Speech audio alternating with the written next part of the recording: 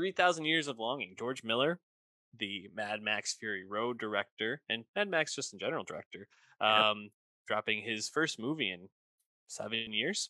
Yep. First since Fury Road.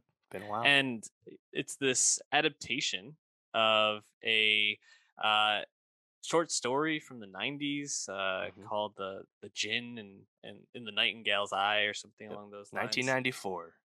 And really, I think the what brings you to this movie is you have George Miller, you have Tilda Swinton, you have Idris Elba, and that's the setup right there. Kind of being billed as like adult Aladdin type of thing. Right. I think some people comparing it to Everything Everywhere All at Once, which I Mm. don't think I would put it in that realm. Um, but it's definitely got interesting um, a lot of interesting themes to it. What I was most surprised by with this movie, and I'll start there and kind of move forward.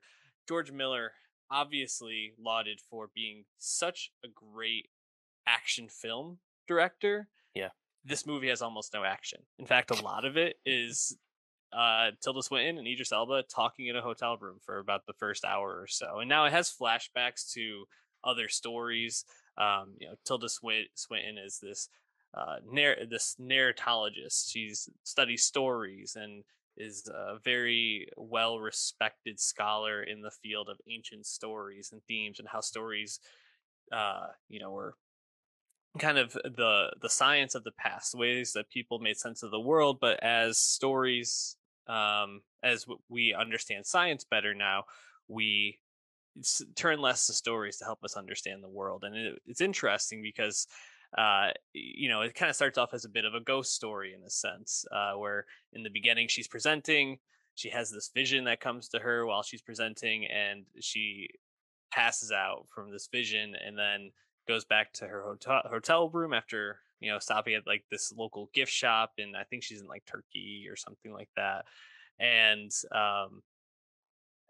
no, sorry, it's in Istanbul, and she like is just cleaning. This is like a side note. She's cleaning the this bottle that she gets with a toothbrush that turns out to Mm. be her electric toothbrush. Which I Oh. was like, that's a weird choice to use your own electric toothbrush to clean off this souvenir you bought. But I guess whatever, do you? British people not always known for their dental hygiene. That's a stereotype, but um, It's a it new one it to was me. just it was a off-putting it was an off-putting part of the movie to me. But anyways, genie comes out, this jinn from thousands and thousands of years ago, from the time of Sheba and Solomon, and he proceeds to tell her that she has three wishes. Ah, And classic. yeah, classic, right? This is the whole Aladdin setup, but really the story takes a turn, because while you think it's going to be about what are the wishes that Tilda Swinton's character, who I keep calling her Tilda Swinton. I should say that the character's name is Alethea. I think they actually say Alethea, which is a bit off-putting because I never heard it pronounced that way. But Alethea, in her wishes, instead it's actually about Jin and his Hmm. three incarcerations as a genie in his life. Oh. And he tells the first story about how he was Sheba's like confidant, and I think he was actually like a cousin to her technically, and also a lover, which is like a bit of a strange dynamic. But those times were different. And he talks about Solomon's courtship of Sheba, and how Solomon's powers were actually what made him be imprisoned in the bottle to begin with. Then moves forward to 100 years, or I believe it might even be more than that, where he then is found by another very powerful person, and he tells the story of, um, you know, their use of him to like actually he wasn't found by a powerful person. He was found by someone who used his powers to get connected with a powerful person, who then ended up getting killed for whatever reason, and then he's put back in the bottle. And so this is actually his fourth time coming out of the bottle. Hmm. It's Oh, 3,000 years of longing to this point. exactly. The interesting thing about the first half of the movie being all about the jinn is you get these flashbacks to these period pieces that are really interesting, and I think well designed and very like cool to be in these ancient temples and palaces and kind of going through history in that sense. The second half of the movie is more so about Alitia's decision to use her wish to basically make the Jinn love her the same way that she loves him. And she ends up bringing the Jinn back to London with her, and they, have this relationship. They have this romance. And while I think um, certain aspects of it, are interesting, and certain ones aren't, and it's also a bit, I think, complex because there's points where you kind of question the Jinn's existence, and if it's actually a Jinn. There's some other like magical things that go on around it. The idea of our own stories.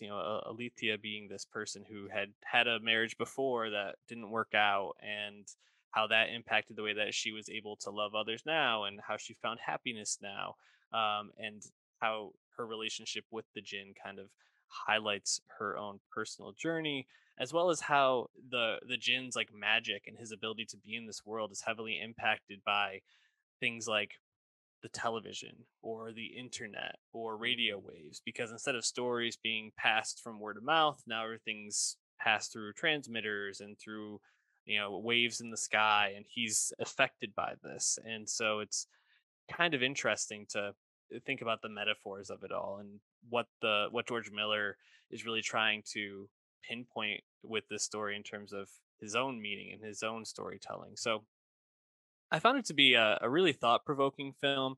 I didn't love it. It felt a little slow, especially in the first half. The Mm. second half, when they finally move in together, I'm a little bit more intrigued by it. I think because I just didn't expect the movie to go in that direction. But overall, I think that this is definitely one worth seeing. And if you get Movie Pass and you get your credits, go use it and check this out. But Dave, do you plan to see this one? Oh yeah, totally. I just scheduling screwed me here. I feel bad because the 3,000 years of longing, George Miller's first movie in 7 years, very poor box office and very disappointing. Despite no competition at the end of August, this movie made 2.9 million in its first weekend in over 2,400 theaters.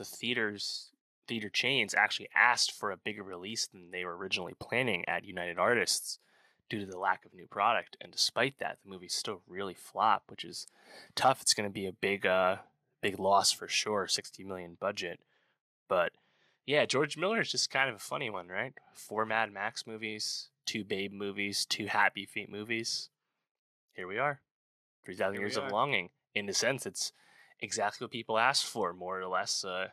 Original story. It's an adaptation, but it's uh, unfamiliar to, I assume, damn near everyone. And you got a genie involved. It's very fantastical. You'd think this is something that would entice people. Maybe it was a marketing problem. Not really sure, but definitely gonna be checking it out soon. And yeah, it's interesting to hear anything compared to Everything Everywhere All at Once this year, given how wild and uh, out there that movie is through its whole runtime. And it sounds like 3,000 Years of Longing is not quite at that level. Like you said, has a very slow start. That's definitely not like Everything Everywhere. No, definitely not. And I'm interested to see how this how this does when it gets to like a streaming service. This is a movie that by the end of the year, more people are talking about, because I do think Elba and Swinton are really strong in this, and I could see this maybe getting some more love on end of year lists. But I definitely feel like this is one that's gonna slip through most people's radars until it hits the small screen. Yeah, Unfortunately. I saw someone on Twitter say that in 10 years, people will pull a speed racer on this Hmm. movie and talk about how much they love it and how underrated it was, even though nobody went to go see it at the time and actually support it. I like that take. I think that I could see that happening for sure.